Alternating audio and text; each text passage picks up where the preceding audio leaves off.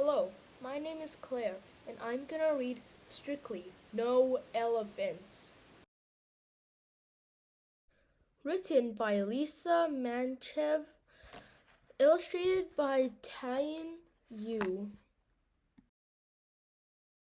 The trouble with having a tiny elephant for a pet is that you never quite fit in.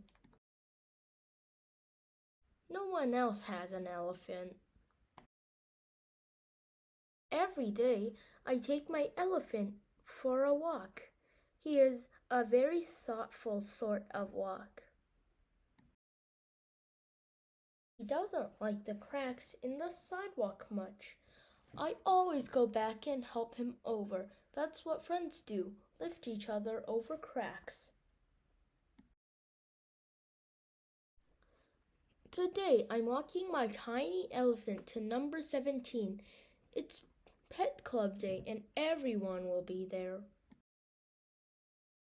Come along, there's a good boy. I coax him the last few feet. It'll be fine. When I look up, there's a sign on the door. Strictly no elephants. My tiny elephant leads me back to the sidewalk, never minding the cracks. That's what friends do. Brave the scary things for you. Did you try to go to the pet club meeting too? The girl asks. Yes, I say, but they don't allow elephants. The sign didn't mention skunks, the girl says, but they don't want us to play with them either. They don't know any better, I tell her. He doesn't stink, the girl adds. No, he doesn't, I agree. What if we start our own club? Come along, I say, making certain that my tiny elephant follows me, because that's what friends do.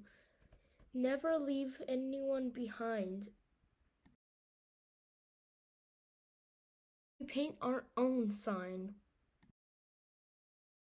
My tiny elephant will give you directions if you need them. Because that's what friends do. The end. Thanks for listening.